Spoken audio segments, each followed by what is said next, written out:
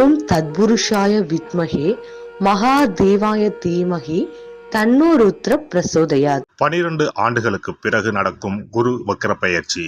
119 நாட்கள் பின்னோக்கி சுழலும் குரு பகவான். நவ கிரகங்களில் முழு சுப கிரகமான குரு பகவான் 2024ஆம் ஆண்டு மே 1ஆம் தேதியிலிருந்து ரிஷபராசியில் சஞ்சரித்து வருகிறார். ஒவ்வொரு ஆண்டும் சில கிரகங்கள் வக்ரமடையும்.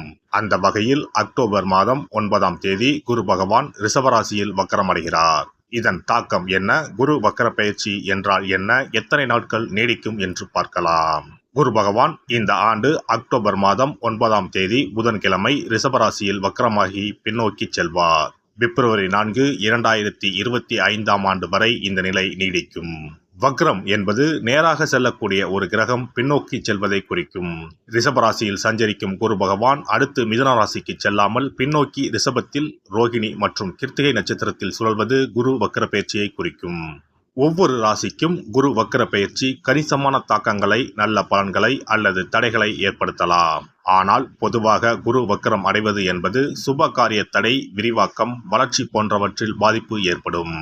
இந்த ஆண்டு குரு பெயர்ச்சி எந்த ராசிகளுக்கு நற்பலன்களை தந்ததோ, அதிர்ஷ்டமான பெயர்ச்சியாக இருந்ததோ அந்த ராசிகள் குரு வக்ரமாகும் 4 மாத காலத்தில் குறைவான அளவு நற்பலன்களை பெறுவார்கள். இந்த ஆண்டு குரு பெயர்ச்சி பலன்களில் எந்த ராசிகளில் குரு பகவான் எதிர்மறையான தாக்கம் ஏற்படுத்தினாரோ அந்த ராசிகளுக்கு வரும் 4 மாதம் அமோகமான பலன்கள் கிடைக்கும். அக்டோபர் 9 முதல் குரு வக்ர பயிற்சி தொடங்குகிறது. நவம்பர் 15 வரை சனி வக்ர பயிற்சி நீடிக்கிறது.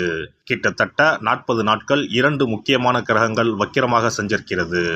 இது ஒரு சில ராசிகளுக்கு அபரிமிதமான நற்பலன்களை, அதிர்ஷ்டத்தை வாரி வழங்கும். பொதுவாக குரு பகவான் இருக்கும் இடத்தை விட பார்க்கும் இடங்கள் சுப பலன்களை பெறும்.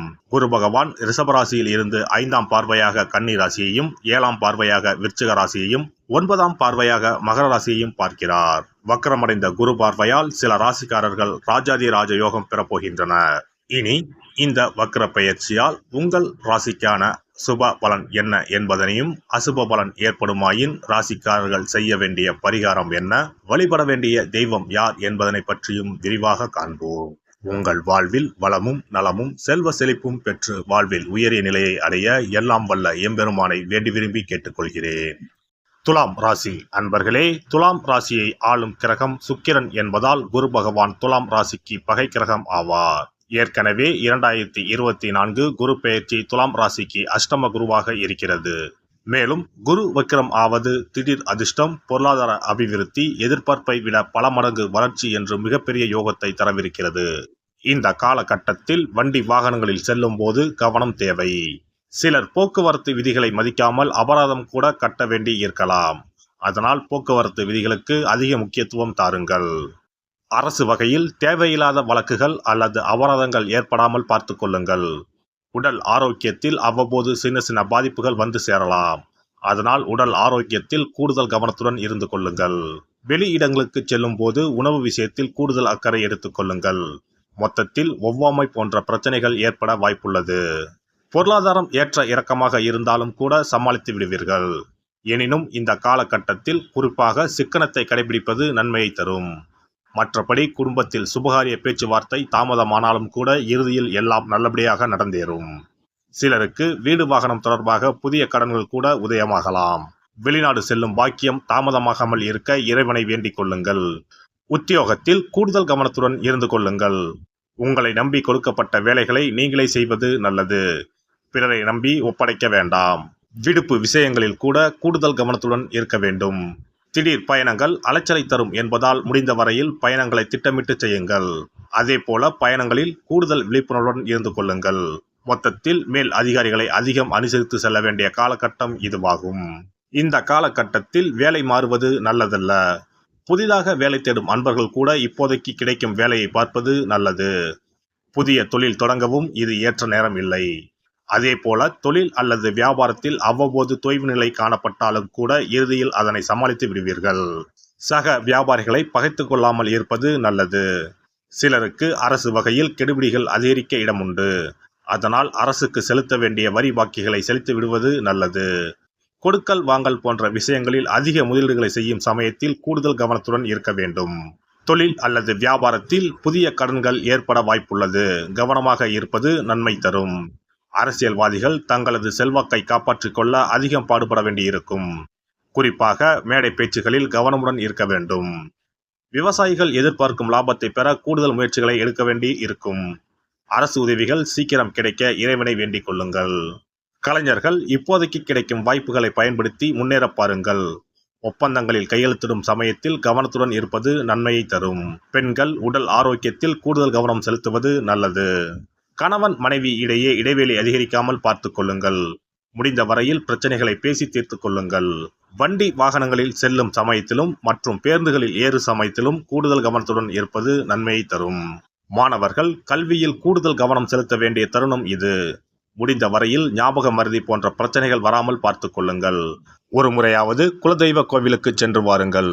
நன்மையே நடைபெறும். சிறப்பு தொகுப்பு. இனி வரவே வராது என நினைத்த பணம் திரும்பி வருவதற்கு இதை மட்டும் செய்தால் போதும்.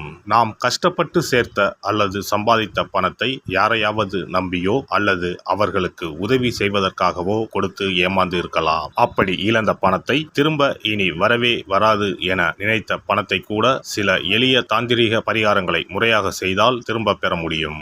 இழந்த சொத்து, இழந்த பணம் மற்றும் நகை ஆகியவற்றை திரும்ப வீடு தேடி வர வைப்பதற்கான எளிய பரிகார முறைகள் பற்றி இங்கே தெரிந்து கொள்வோம்.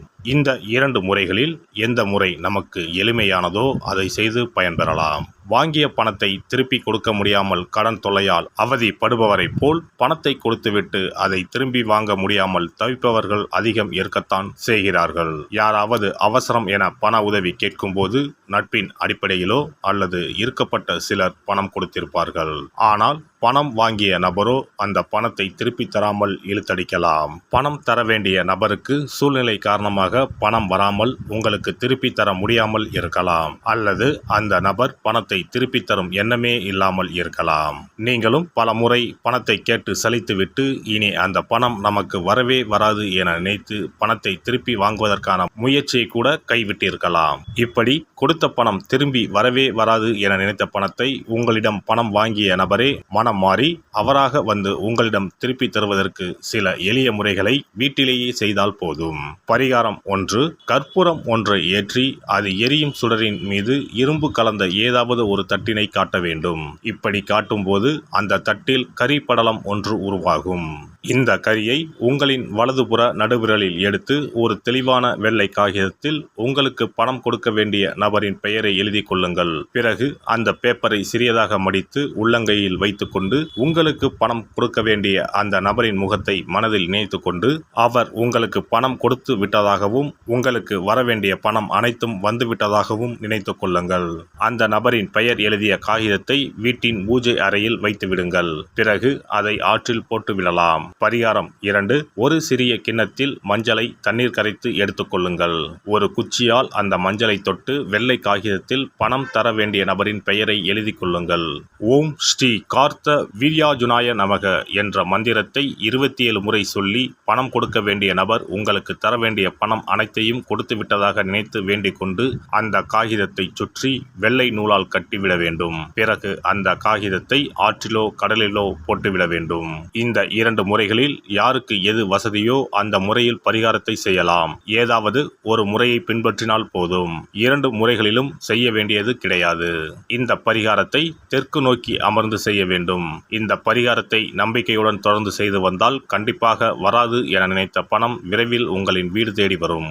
எல்லாம் வல்ல இறையருளால் நீங்களும் உங்கள் அன்பு குடும்பமும் உடல் நலம், நீலாயுள், நிறை செல்வம், உயர் புகழ், மெய்ஞானம் ஓங்கி வாழ்க வளமுடன்.